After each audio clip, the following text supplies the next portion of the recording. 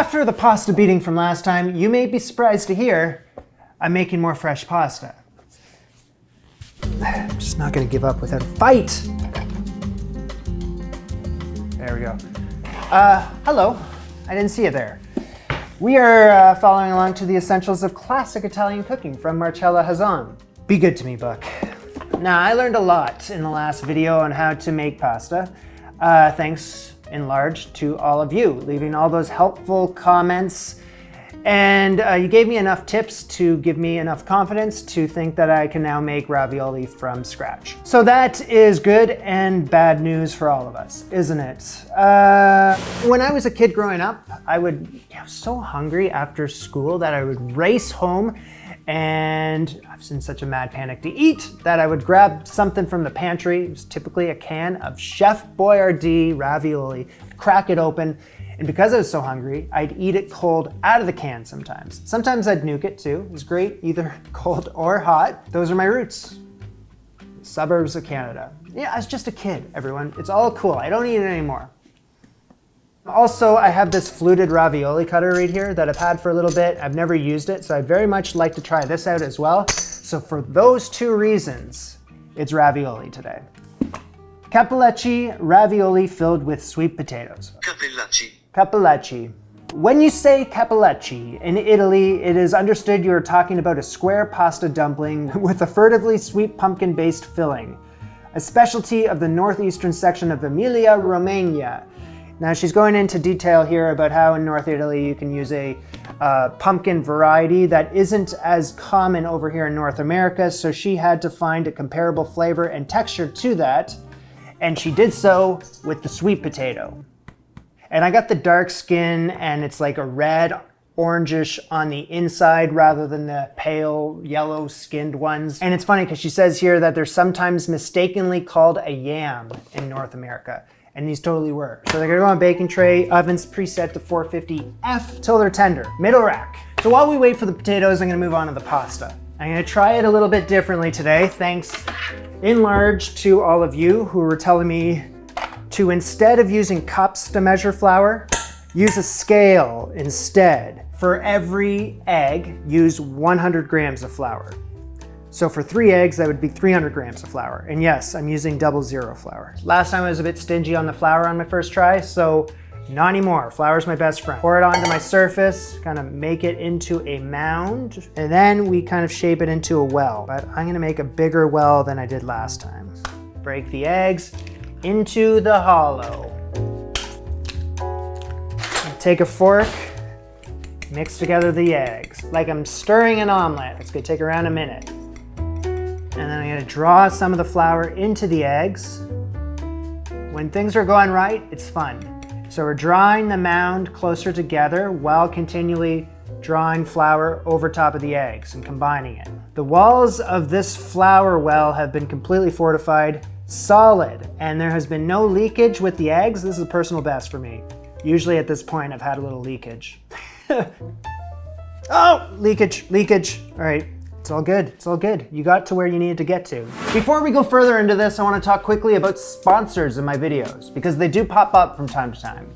But that is because I want to keep making these videos for as long as I possibly can, and it's brands like Ritual that are making this dream possible. Am I too close? Now, if you're anything like me, your diet can have really good days and bad days. Like I've had enough butter this year to feed a small army. So I started taking Ritual vitamins to ensure that I'm getting the nutrients I need that isn't found in butter. Ritual is an obsessively researched and transparently made multivitamin, completely upfront about where they source their nutrients and their environmental impact. You can trace their decision-making process behind each of their ingredients, and even their packaging is using 100% recycled materials. So with the Essential for Men multivitamin, which is this one right here, it's delivered right to my door and contains 10 high-quality ingredients like vitamin A, D, omega-3, and zinc that are difficult for men to get in their diet alone. Whoa.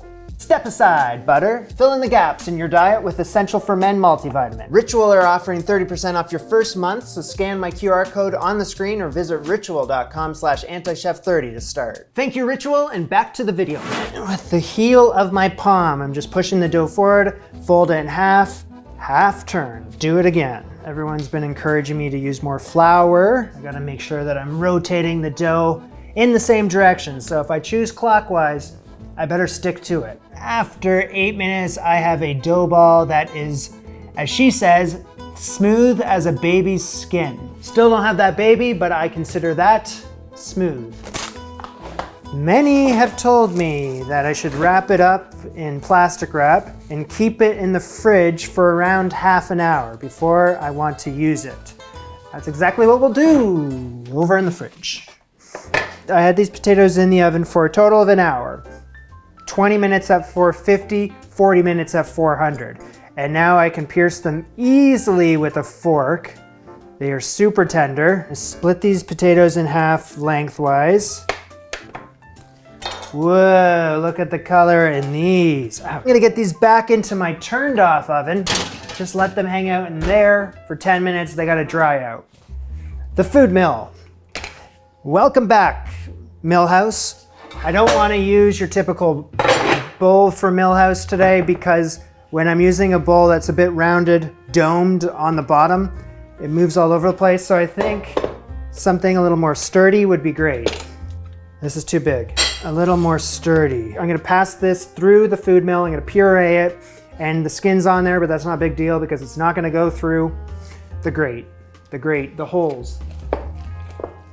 And we puree. We go clockwise, and if the skin gets all bunched up, you go counterclockwise.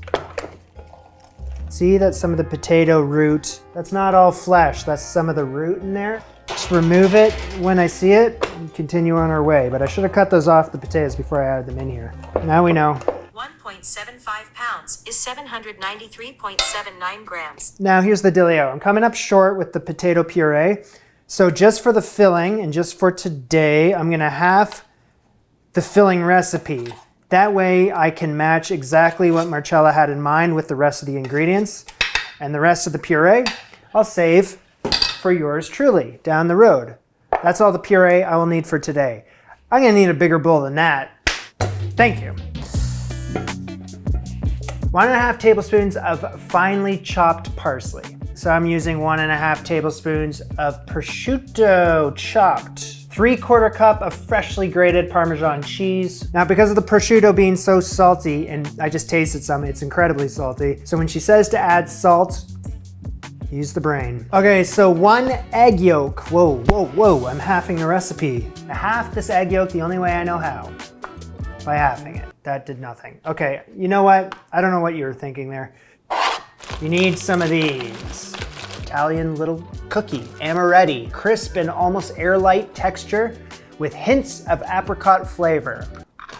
All right, so she's not very specific about how many of these cookies I'm supposed to be using. Well, she is. She says a pair of them, which would be that. So it's not a lot. So why don't I say that that is now a pair of amaretti cookies, because I'm gonna assume that hers were bigger. You know what I mean? All it says is a pair. I'm gonna throw these in my mortar and pestle, crush them into oblivion. So this is something that I'm gonna have to do by tasting. A very tiny grating of nutmeg. 1/2 of 1/8 teaspoon. Combine all of it with a fork. You know what? I'm liking the cookies in there. I'm gonna add a little bit more. Very nice. Sweet, it's salty, it's fresh, it's dynamite. And that's our filling. Okay, so after some time in the fridge, the dough is ready to come out and play.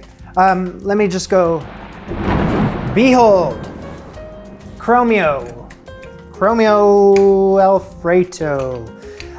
So what I gotta do is, I know that this is the sweet spot for where to clamp down this pasta machine.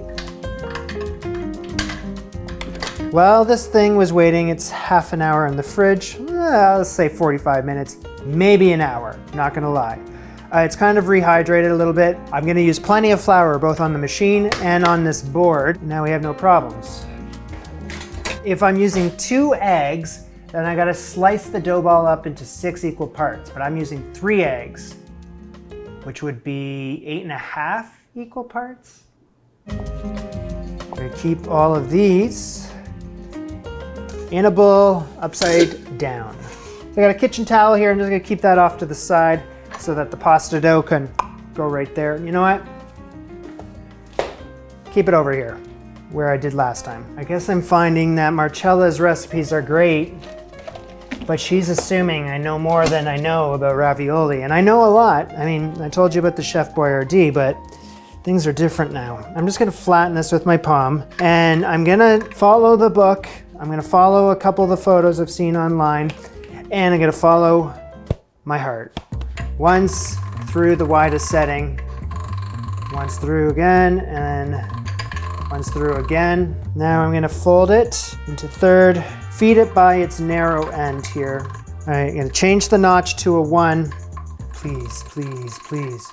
Okay, so far so good. I'm gonna pass it to 2. Be good to me, be good to me. I'm gonna keep adjusting notches until I get to around 4, and then I'm gonna reassess. Just one little thing like that. Trim the edges. Pretty even, one more time through. It's exactly 4 inches wide. Put dots of stuffing down 2 inches apart.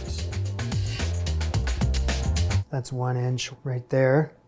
Then the next one needs to be 2 inches apart.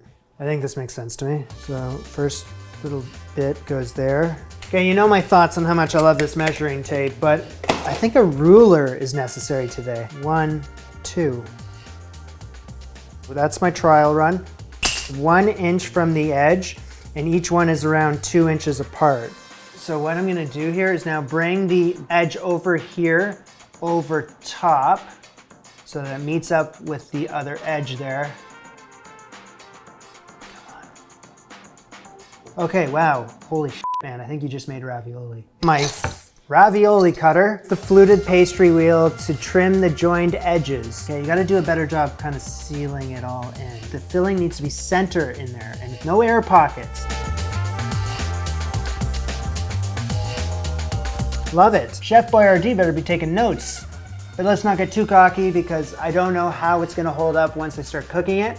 So there is something I wanna experiment with on the next turn. Okay, so once you get the basics down on how to make pasta, and I mean the basics, you gotta like first go through it, and I mean like go through it intensely. You really gotta get your hands dirty on the first turn, and you just like trial and error, and you gotta, you know, embarrass yourself to hundreds of thousands of people on the internet. It's like that whole thing you gotta go through. But if you do it on the second turn, it makes a little more sense. Flatten with the palm, kind of get it into a good looking squarey thing.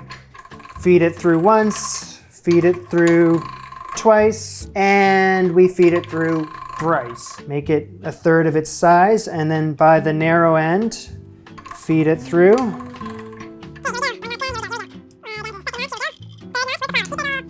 Yeah. Using Marcella's techniques, but also now incorporating stuff that I'm learning along the way.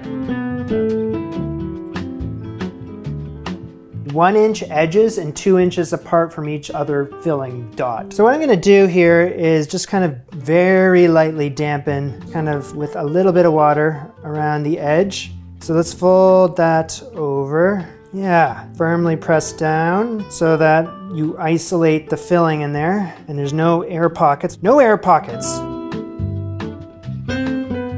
It is kind of a fun time making this stuff. You know, when things are going right.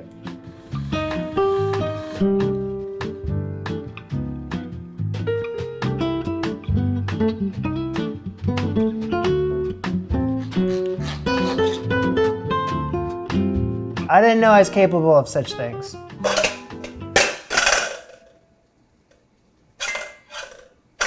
Based on the feedback from people and what I've been reading online, you kind of want to just give this a sprinkling of flour. We give around 2 tablespoons of salt into 5 quarts of water, and then I'm gonna bring that back up to a boil. Here we go. Good luck to you all.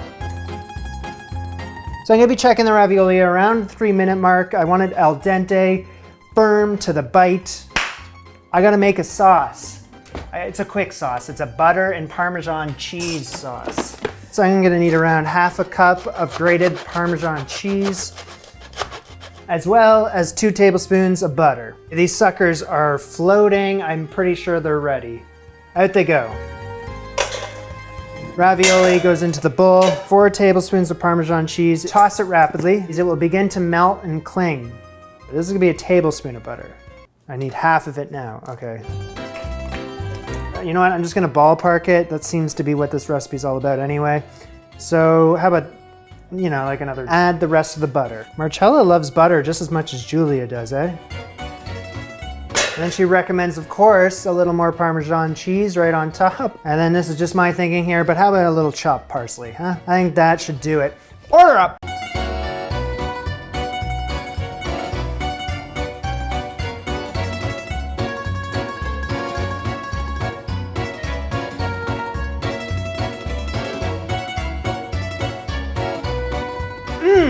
It's fantastic. So my question is, does that look al dente to you? Because I'm trying to figure out, as I continue this mission here, I'm trying to figure out, when does raw pasta cease being raw and now it is al dente? Because this is firm to the bite, it took 4 minutes and it floated to the surface. I don't know if that's anything I should be improving on, or am I good? Please let me know. I'm sure I'll hear from you. Leave it down below. So with the sweet potato and those cookies, you're gonna find yourself on the sweet side, right? Well, prosciutto and parm on the other side of the spectrum. So you kind of find the sweet spot. At the end of the day, we did make ravioli from scratch. I'd love to go back to that younger version of myself with his hand wrist deep in a can of Chef Boyardee, scarfing it down, and tell that little brat we just made it from scratch on our little cooking show in the future. And he would look at me and say, who are you? I wouldn't have an answer for him.